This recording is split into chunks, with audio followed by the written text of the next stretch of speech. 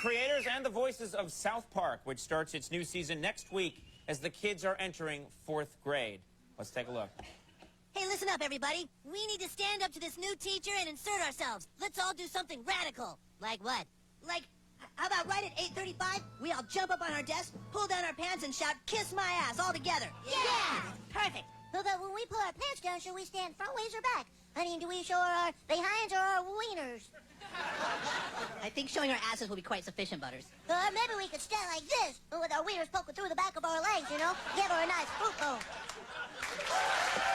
Always thinking, please welcome Trey Parker and Matt Stone.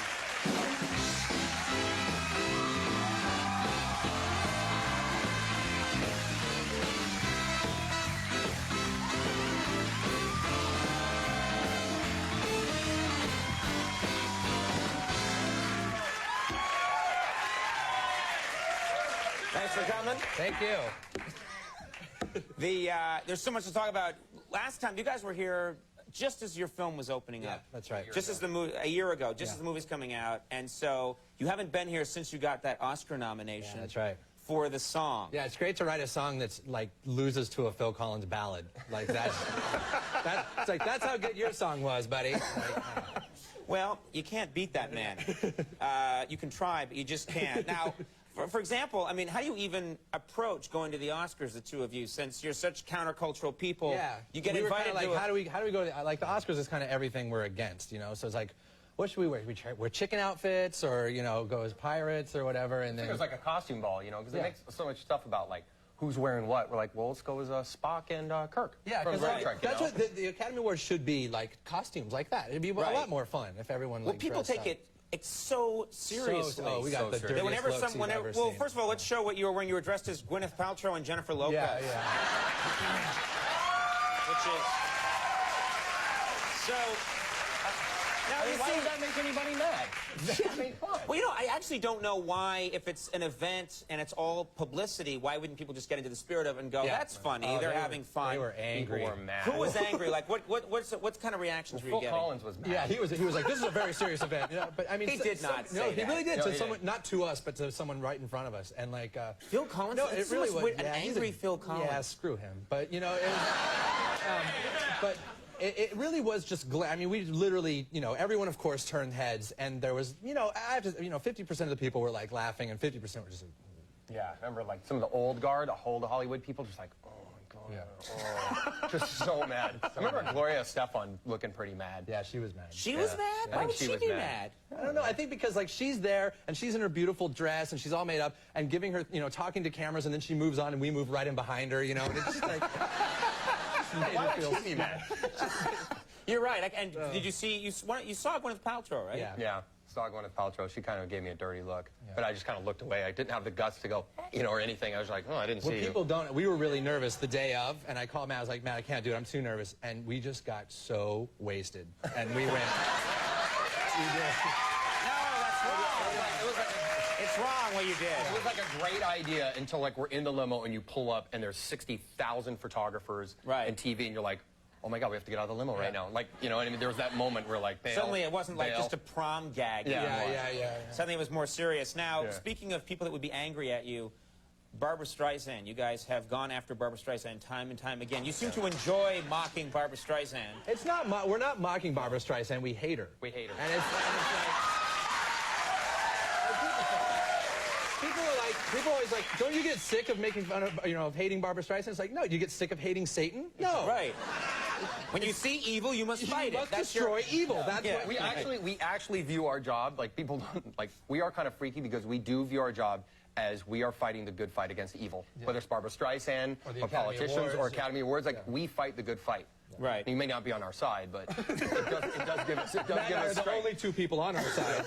But it does give us strength. Yeah, well, there's also this Pokemon phenomenon that you guys went after early. I mean, people, Pokemon sort of like like Hitler, it got out of hand, you know? Because that was the only problem with Hitler. He just got out of hand. He got out of hand, and he started going, but people didn't stop him early enough. You guys got on the Pokemon you know, thing it's early. funny because we're doing a new show that's a sitcom because we hate sitcoms, so we just figured we better do one. And why do you hate sitcoms? I'll tell you why. Because the same reason I hate Pokemon. No, because Pokemon. It's the same thing. We were watching Pokemon, and it was this thing directed to kids, going, "You've got to collect them all. You've got to collect them all." And kids are like, "We got to collect them all. We got to collect them all." And it was like, "You love Pokemon. You love Pokemon. We love Pokemon." It's like and it's everyone the same loves Raymond. Everyone loves Raymond. Everyone you love this guy. Him.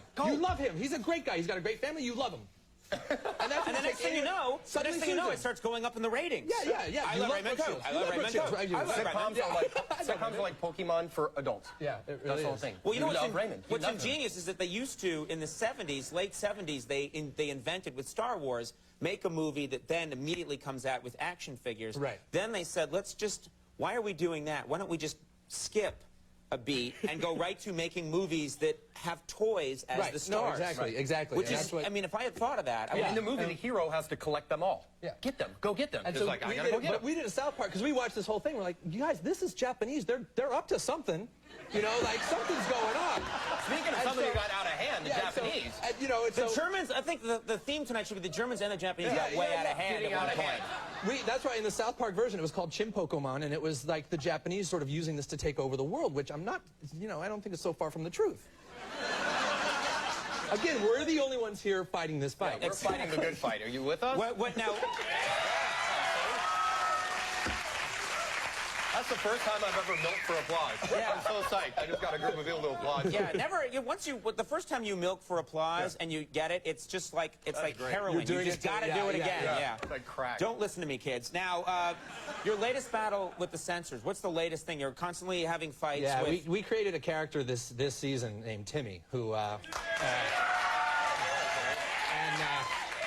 it was just created for one scene. He was a little handicapped kid who's very, very cool, but he's pretty severely handicapped.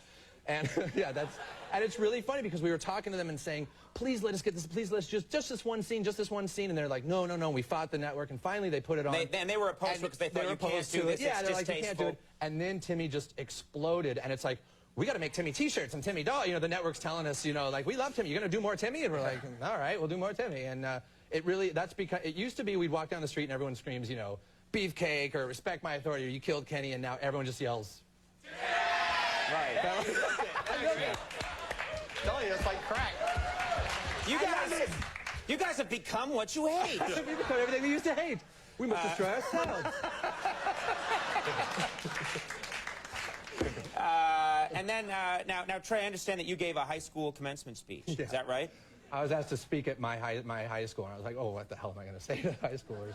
But you know what I said, and I think it's really true. I told them, I said, you know what, because friends of mine know that really in high school and in college, I didn't party. I really didn't. I barely drank. I mean, I would go out once a month and drink, and didn't do it at all. And I was like, don't waste this time. You know, figure out something you want to do and use college to really get, because when you get rich, you can party so much harder. You know, and like I party now, and like now's the time to party because it's like, woo, yeah, get down, party. You know, and so like, what was the faculty's response when you said that? They must have liked the first part, like this they were like, speech is that's very good. This is very good. What? No, we will not take drugs. I am Dean Sternbottom. All right. Well, the new season of South Park begins next Wednesday night at 10 o'clock on Comedy Central. Yep. So watch for that. Guys, thank you very much for stopping by. Nice to have you. Thank you. Welcome the applause. Nice Stone. Trey Park will be right back with Greg Giraldo.